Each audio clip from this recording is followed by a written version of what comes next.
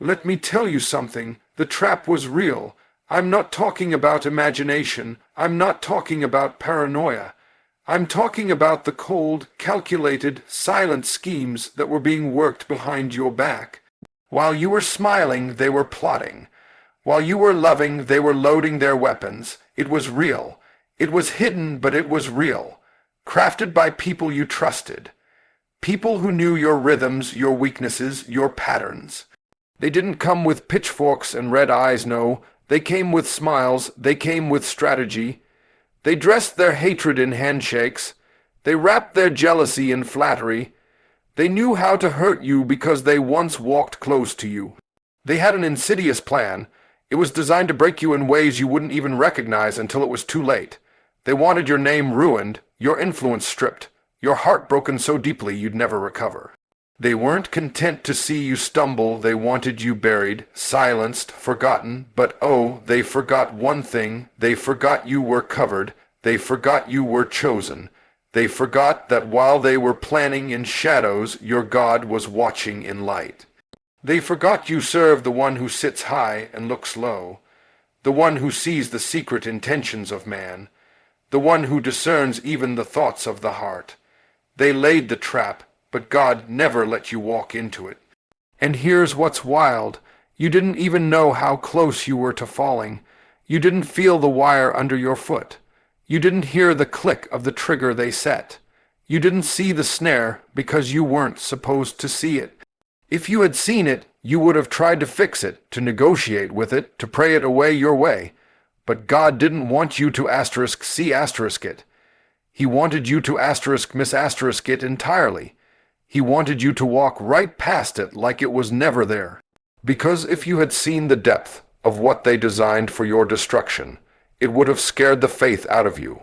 But he covered your eyes so you wouldn't freeze. He shielded your ears so you wouldn't panic. And he rerouted your steps so you wouldn't fall. Let them call it coincidence. Let them say you got lucky. But you know the truth, it was divine interference. Heaven stepped in and interrupted hell's intentions. The fire was lit, the fuse was burning, but God blew it up before it ever touched you. He sabotaged the sabotage. He reversed the curse. He exposed the liar. He dismantled the whole thing not with a whisper, but with an explosion of his will. That's why you lost some people you thought you needed. That's why doors shut without warning. That's why the path changed overnight. You didn't understand it then, but now you can look back and say, God, thank you for not letting me fall into what they built for me. Because you were marked, not for destruction, but for destiny. And that's why the enemy fought so hard. That's why the warfare was so silent, so sneaky. Because the devil doesn't come loud when he's close to your purpose. He comes quiet, he creeps, he slides, but your God doesn't sleep. He never slumbers, and when the plan formed, he said, not this one. He said, you can't touch this one. He said, I've invested too much, sown too much, promised too much. And right there he blew it up. Before you knew it was happening, he saved you from it. Because when God protects, he doesn't always explain. He just delivers, quietly, completely, and undeniably. You didn't see it, but God did. You didn't hear the conversation, but God heard every word. You didn't catch the looks, the nods, the winks behind closed doors, but God did. You were walking, trusting, loving, giving, unaware that while your hands were open in peace, their hearts were closed in envy. You were going about your business, tending to your responsibilities, showing up with purity, and behind the curtain, they were setting a stage of sabotage. But the same God who numbers the hairs on your head is the same God who was watching in real time. Nothing got past him.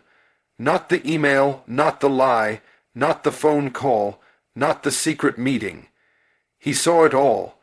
That's the mystery of mercy. God doesn't wait until you cry out to intervene. Sometimes he moves before you even recognize there's a danger to cry about. You were sleeping and he was working. You were praising and he was blocking. You were thinking it was just another day and he was shielding you from another disaster.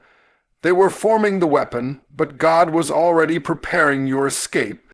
They were writing your downfall, and God was erasing the paragraph before the ink could dry. Because while you didn't know, He did, and He didn't just see it, He judged it. He ruled on it. He overruled it. He said, "No, not today, not this one, not the one I called." That's why you ought to thank God, not just for the blessings you see asterisk, but for the battles you never had to fight, for the attacks that died in the mind of your enemy, for the scandal that never surfaced, for the false accusation that never gained traction. You didn't see it, and that was the point. God didn't need your worry. He didn't need your fear. He needed your trust. He needed your obedience, because if you had seen what was said, if you had known how deep the hatred ran, if you had heard what they tried to release, it would have tainted your heart. You would have started fighting a battle that God already won. You would have wasted strength chasing shadows when God had already scattered them. Sometimes God keeps you blind to protect your peace. Sometimes He doesn't let you hear it because it's beneath your purpose. He didn't let it land in your spirit because He's preserving your oil. You can't afford to get contaminated by the intentions of people who don't carry your calling, so He shielded you, not because you were weak, but because your mission is too strong.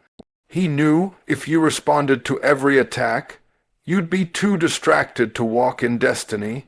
That's why He saw it, but didn't show it to you. That's why He handled it in silence. You didn't know the snake in the grass, but God heard the hiss. You didn't feel the dagger, but God saw the grip tightening, and He moved not with thunder, not with trumpets, but with strategy. He orchestrated delays. He rearranged your schedule. He caused discomfort in places you tried to stay because He was moving you away from harm you couldn't see. What looked like inconvenience was divine insulation. What looked like disappointment was divine direction. He was rescuing you from a room you were never supposed to walk into.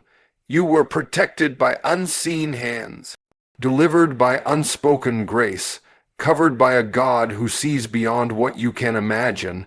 That's why you're still here. That's why it didn't work. That's why the pit they dug became their own, because you didn't have to see it to be saved from it. Your lack of awareness wasn't weakness, it was evidence of His strength. You didn't see it, but God did, and that was enough. God specializes in interruption. He doesn't just sit back and watch things unfold. He steps in, He intervenes, He disrupts.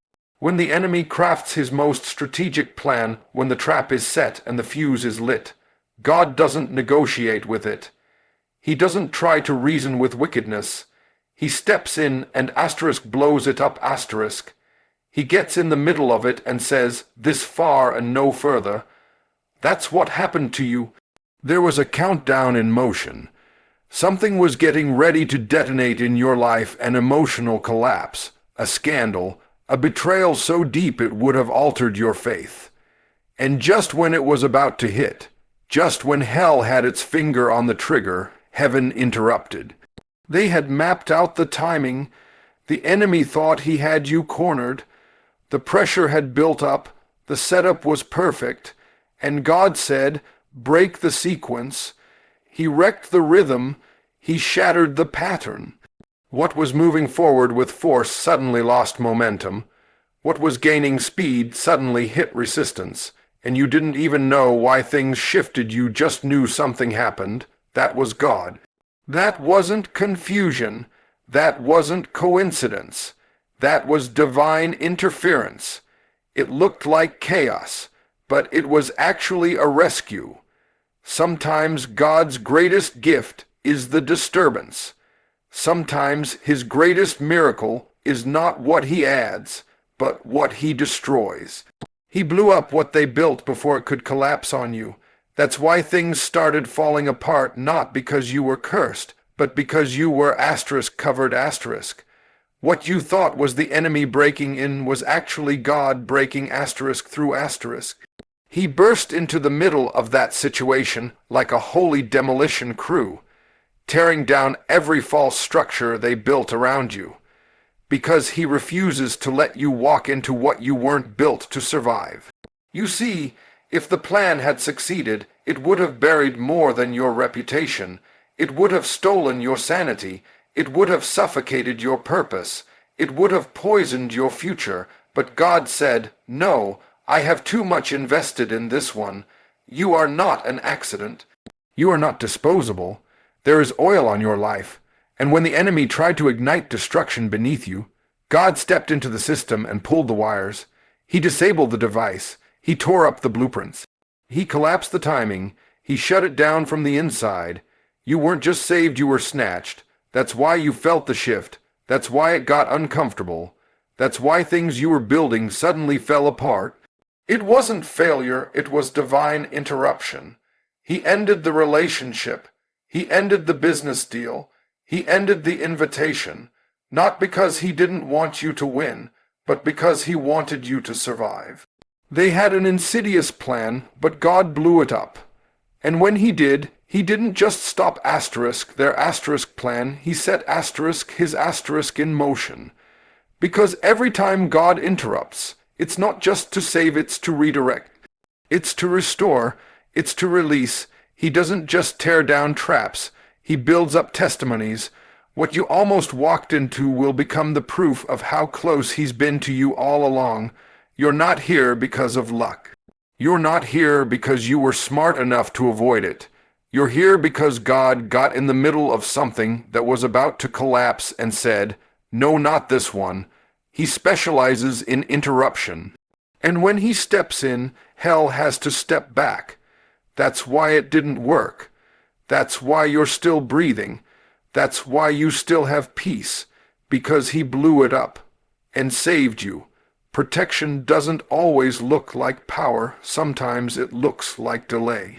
Sometimes it looks like confusion. Sometimes it feels like rejection. You thought the door was going to open. You thought the opportunity was yours. You prayed, you prepared, you fasted, and you still heard no. You still got turned away. You still got overlooked, and you questioned, "God, where are you? I did everything right. I believed, I waited. Why didn't it happen?" But what you called delay, God was calling defense. What felt like a denial was divine protection in disguise. Because you didn't know what was on the other side of that yes, but God did. You see, God isn't obligated to explain his no, because when he says no, he's already seen what you can't. He sees what's behind the curtain. He sees what's 5 years down the road. He sees the motives of the people you wanted to partner with. He sees the outcome of the decision you were about to celebrate. And instead of letting you walk into destruction wrapped in success, he paused it. He shut it down, he delayed it, not to punish you but to preserve you. Some of the greatest pain comes from closed doors we thought should have opened. But what you don't realize is, if God had opened that door, you would have walked into a trap dressed up like a blessing. It would have looked like favor, but it was fire. It would have looked like destiny, but it was disaster. And so God, in his mercy, not his anger, delayed it. He held it back, because protection doesn't always come in a burst of light. Sometimes it comes in silence. Sometimes it comes in waiting. Sometimes God saves you by making you sit still. That's why you've got to trust the delay. You've got to trust the unanswered prayer. You've got to trust the roadblock. Because while they were planning your fall, God was stretching the timeline. They were rushing to see you fail, but God said, "I'll slow it down until their plan dries up." They were banking on you being desperate, on you being tired, but God put a holy pause on the whole thing, because he doesn't just protect your body, he protects your purpose. And he's not going to let you run into something that's going to cost you your future. It didn't make sense then, but now you're starting to see it. You look back and say, "God, thank you for the delay. Thank you for the heartbreak. Thank you for not letting me go where I wanted to go." Because now you can see what you couldn't see then. The plan was insidious. The enemy was subtle, but God was sovereign, and he proved that a delay is not a denial, it's deliverance on a different schedule. That no didn't break you, it built you.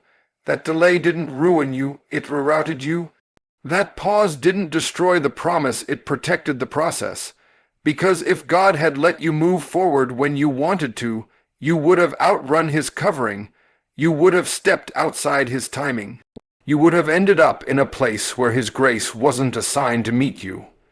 But he loved you too much to let you move too fast. So now you understand the delay asterisk was asterisk the blessing. The closed door asterisk was asterisk the miracle. The silence asterisk was asterisk the answer, because while you were frustrated, God was fighting. While you were wondering, God was working. And in that delay, he dismantled the device. He blew up the plan. He saved you from something that looked right but was all wrong. They had an insidious plan, but God slowed the whole thing down until it collapsed under its own deception. He delayed you, and in doing so, he delivered you. Your survival is not luck, it's purpose. You didn't just make it out because the odds shifted. You didn't just escape because you were smart, careful, or connected. You survived because you were asterisk chosen asterisk. There is a reason you're still standing. There's a reason the trap didn't take you out. There's a reason the betrayal didn't break you. It's not because the enemy didn't try hard enough, it's because God had already marked your life for something greater. Understand this, survival wasn't the end goal, survival was the setup. It was the proof that you've been preserved for something beyond what you've seen. If the enemy had his way, you wouldn't even be here to ask why. But heaven had already made a declaration over you that you are necessary, that you are destined, that your story cannot end in tragedy, that no matter how hard hell tried to finish you, it would only end up proving how powerful God really is. Because when purpose is on your life, you become unsinkable, unshakable, and unkillable by the forces of darkness. The enemy didn't just want to hurt you, he wanted to cancel you. He wanted to shut your mouth, crush your spirit, bury your influence. But purpose won't let that happen. Purpose has a way of standing in the fire and coming out untouched. Purpose has a way of enduring the storm and walking out stronger. You didn't just survive the plan backfired and became your platform. What was designed to destroy you became the very thing God used to define you. That pain that almost ended you, it became the fuel. That loss that left you speechless, it became the lesson. That disappointment that tried to drown you, it became the door, because God doesn't waste survival. When he pulls you out, he doesn't just leave you standing, he sends you forward. He launches you into something new, and that's why the fight was so fierce. Because the enemy knew that if you ever got free, you would become a weapon. A threat, a testimony, and he couldn't afford that. That's why you went through seasons that didn't make sense. That's why you fought battles you didn't start. Because what's on your life is bigger than what's around your life. And survival was proof that purpose is still in motion. You're not just here to exist, you're here to impact. You're here to carry oil. You're here to break chains. And every time the enemy tried to bury you, God said, I'm not finished yet. You've been through too much for this to be random. You've cried too many tears for this to be coincidence. You've overcome too many attacks for this to be luck. This is purpose. This is divine assignment. This is heaven's fingerprint on your life. And the reason you're still breathing, still standing, still moving is because there's more for you to do, more for you to say, more for you to build. They had an insidious plan, but God had a master plan. And his plan wasn't just to get you out, it was to set you up. For every trap, he's releasing territory. For every betrayal, he's sending blessing. For every attack, he's positioning you for authority. Because survival is not the end, it's the beginning. You came out of it, but you're not just coming out empty. You're coming out with revelation, with wisdom, with fire, with purpose. So walk like you're called. Speak like you're chosen. Live like you were saved for a reason. Because you were, and no matter what they tried, God has made it clear you're still here, not by accident, but by assignment. Now that you're still here, you can't go back to living like you don't know why. You can't survive the setup, escape the trap, walk out of the fire, and then act like it was just a close call. No, this survival demands a response.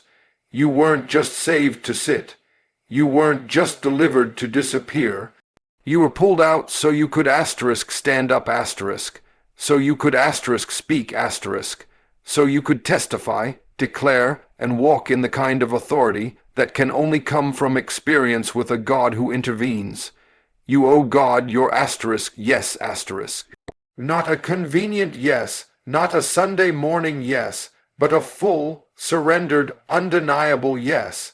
Because when he blew up the plan they had for you, he wasn't just trying to protect your body, he was preserving your purpose.